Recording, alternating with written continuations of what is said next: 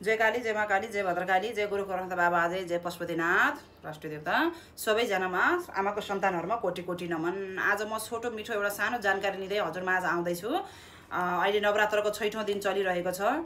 सबैलाई एउटा जानकारी अन्तसम्म सुनिदिनु होला ताकि हजुरहरूले पनि आमाको शक्ति भेट्नु, आमाको माया भेटुन् भनेर मेरो इच्छाले यो मैले एउटा भिडियो राख्दैछु हजुरहरुमा हेटौडा बासी माझ है। विशेष गरी हाम्रो हेटौडा माझको सन्तानहरुलाई, आमाका सन्तानहरुलाई है त।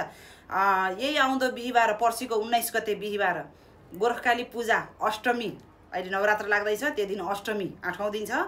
अष्टमी कुलदेवताको दिन बिहीबारको दिन हामी विन्ध्यवासिनी बनस्खण्डी मन्दिरमा आरती गर्न जाँदैछौँ। भद्रकाली परिवार लगायत हजुरहरू सबैजना आमाको सन्तानहरूलाई सबैजनाले मिलेर आमालाई खुसी पारौँ, खुसी दिलाउँ, त्यहाँ आरतीमा सहभागी भएर आमालाई जगाउँ भन्ने हिसाबले मेरो मनले हजुरहरू सबैलाई निमन्त्रणा गरेको हो। स्वीकार्ने नस्वीकार्ने हजुरको जो इच्छा हो यो है। मेरो चाहिँ इच्छा चाहिँ हजुरहरू पनि सबैजना आमालाई खुसी पार्न आइदिनु होला, आमाको माया प्राप्त गरून्, आमाको शक्ति प्राप्ति गरून्, हजुरको इच्छाको आकांक्षा पूर्ण भएर जाओस्, माताले पूर्ण गरोस् त्यहाँ भनेको हेतुले मैले हजुरहरू सबैलाई निमन्त्रणा दिएको यो है त। पर्सिको बिहीबारै छ है, 19 गते बिहीबार साँझ 5:30 बजे हजुरहरू बनस्खण्डी मन्दिरमा भेला भइदिनु होला आरतीको लागि, प्रसाद ग्रहणको लागि। विशेष त आरतीको लागि भनौँ न, मातालाई खुसी पार्न, हजुरको इच्छा आकांक्षा राख्नुलाई, माताले माता समक्ष राखेर आफ्नो इच्छा आकांक्षा पूरा गर्नको लागि पनि मातालाई खुसी दिलाउन आइदिनु होला।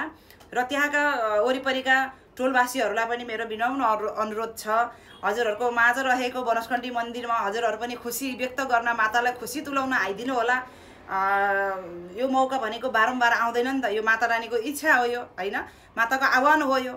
त्यही भएर त्यहाँ हामीलाई आरतीको लागि सहयोग गरिदिनु हुने, हामीलाई बुलावा गर्नुहुने हाम्रो त्यहाँका अध्यक्ष राममान श्रेष्ठज्यू लगायत समितिका सबै पदाधिकारीहरू दाजुहरूलाई पनि हाम्रो तर्फबाट धेरै धेरै धन्यवाद। म हृदयदेखि उहाँहरूलाई, दाजुभाइहरू, समितिका दाजुभाइहरू, राममान दाइलाई धेरै धेरै धन्यवाद। सुवर्ण अवसर दिनुभयो, माताको सेवा गर्न दिनुभयो हामीलाई।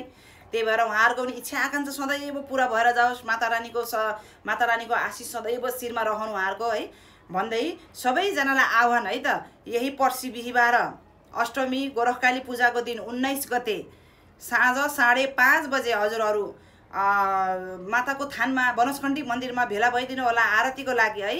हामी सबैजना मिलेर आमालाई खुसी पारौँ, हाम्रो वरिपरि स्थानीय देवी देवताहरू खुसी पार्दै जाने क्रम बनस्खण्डी मातालाई पनि खुसी पारौँ।